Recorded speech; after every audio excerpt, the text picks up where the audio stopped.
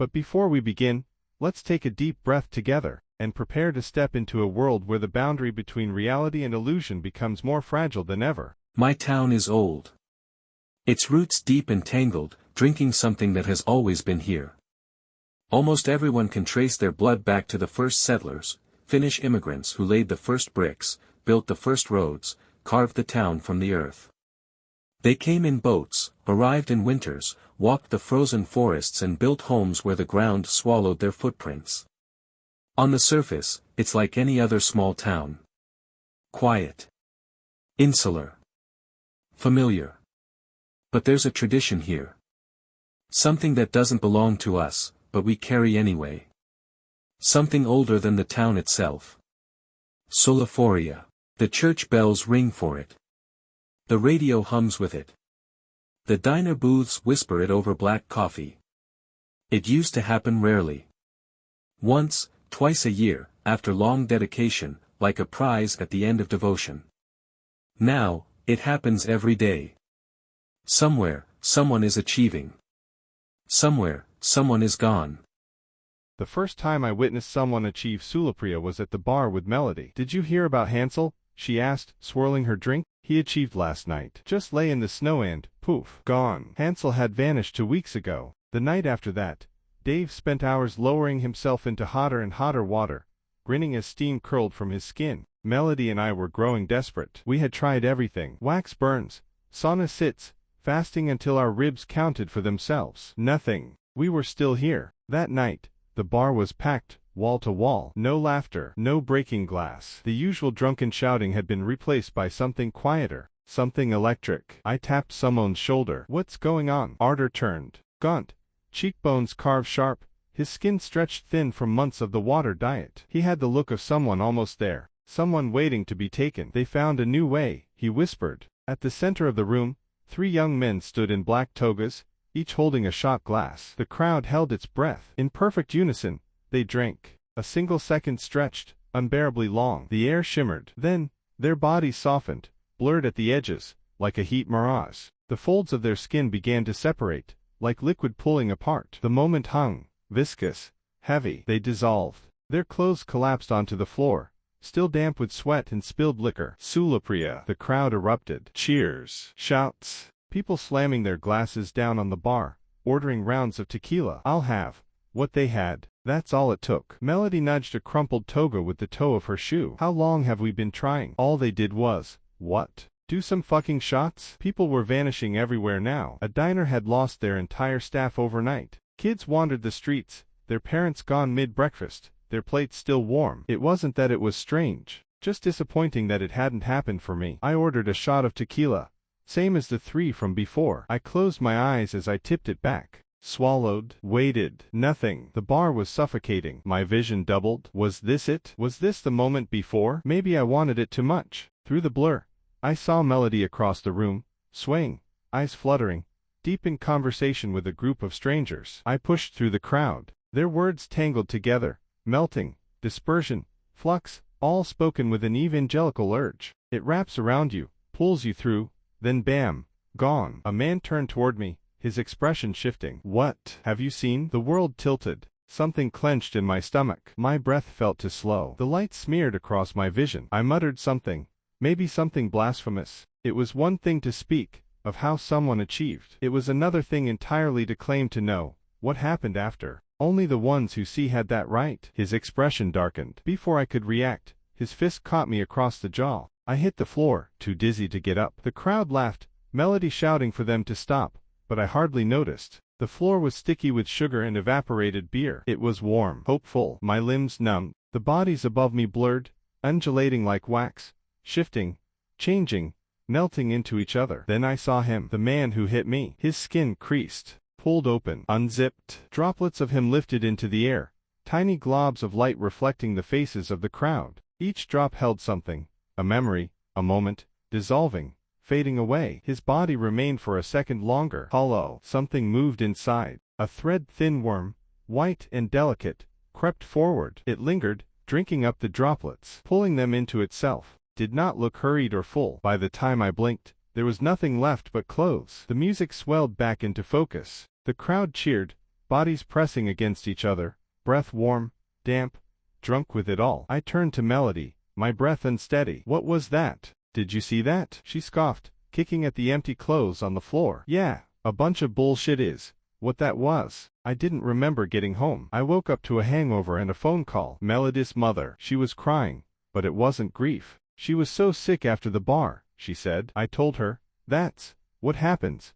But then the vomiting stopped and, Sulaaphoria, a breath, shuddering, reverence. It was beautiful, Jessica. I wish you could have been there. Melody was gone. Just like that. I pressed my hand to my stomach, waiting for something to twist, to ache, but I only felt empty. As it says in the methods of Sulaaphoria, the dispersed live on your breath. So, I exhaled. I collapsed back into bed, trying to sleep the rest of it off. I kept the radio on while I worked the next day. 93.7 FM, The Melt. The host's voice was warm, unhurried. A record number of achievements this season, folks. We'll be taking calls after the break. Who do you think will be next? Could be you, could be me, could be your next door neighbor. Ain't it a beautiful thing? Outside, people sipped coffee at the cafe, gossiping about who might be next. The diner across the street was short-staffed again, more empty aprons left in the back, more half-eaten meals cooling on abandoned plates. No one seemed alarmed. I kept shelving books, trying to focus,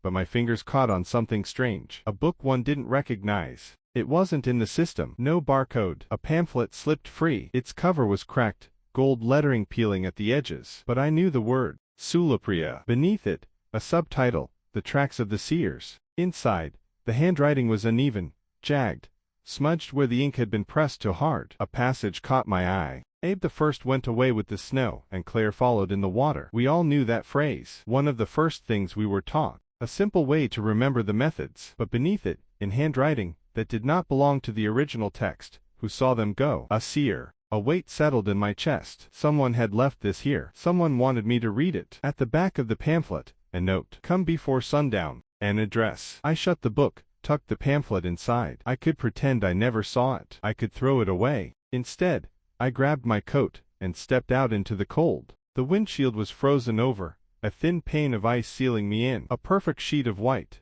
like the world outside had been scrubbed away. I turned on the defrost, but the cold clung stubbornly to the glass. I reached into the back seat, fingers stiff as I fumbled for the scraper. My knuckles atched, the dry air pulling at my skin. The moment I touched the handle, something shifted. A whisper, soft at first, curling at the edges of my ears, barely louder than my own breath. It was easy to ignore, like the sound of the house settling at night, the distant hum of a street lamp, something just on the verge of being real. The ice on the windshield cracked. A fine, hairline fracture webbed outward, slow and deliberate. The whisper wasn't alone. More voices joined, layering, shifting, a chorus pressing against my ears. Some were too distant to hear. Some felt too close. My breath came shallow, my pulse knocking against my ribs. The voices tangled, rose, folded over each other. The more I tried to make sense of them, the worse it became. My name, not spoken but exhaled. Melody, I whispered. The windshield groaned. The fractures deepened, spidering outward, the ice straining against itself, warping under a pressure I couldn't see. It wasn't the defrost. It wasn't the heat. It was something else. A quote from the methods of Sulaaphoria came to me. They live at the moment of liminal matter. I gripped the scraper tighter, but my hands were useless. The voices wove through the air, a low hum beneath my skin, a vibration in my bones. The glass shuddered. I was sitting in my car, the heater blasting, and I had never felt colder. A voice, breathless and hollow, like wind through bone. Jessica. I threw the door open, and stumbled onto the pavement, the cold biting into my skin. My breath came hard and fast, vapor pluming into the air. The world had emptied. No wind, no whispers, just the weight of the quiet pressing down on me, thick as snowmelt. I stood still, waiting. My ears rang with the absence of sound. My fingers flexed around the scraper. The windshield was still frozen, the fractures holding steady. The ice had just begun to melt. I forced myself to move, scraping away at the frost, my hands trembling. I should have gone to the address. I didn't. Instead, I went home. The house swallowed me whole. The door shut behind me, the air thick, humid, stale. I stood in the dark, waiting for my body to feel like it belonged to me again. I called for my dog. Arcades. No paws against the wood, no skittering claws. Come here, bud. Silence. The kind that settles over a graveyard. I stepped into the kitchen. The faucet dripped, the sound loud in the stillness. The water in his bowl rippled. His collar rested beside it, the red nylon damp, coiled into itself like shed skin. His tag gleamed under the kitchen light, unreadable, as if the letters had been smudged out. I knelt, reaching for the collar. It was still warm. I pressed my fingers to the floor where he should have been. No fur. No sign that he had ever existed except for the space he left behind. This isn't happening, I thought. Animals don't achieve, do they? I thought about calling someone, anyone, but who would I call? Melody would know what to do. But Melody was gone. My father was gone to the mist off a boat, and my mother in the steam of a shower. Something moved in my peripheral vision. I turned. The water in Arcade's bowl trembled,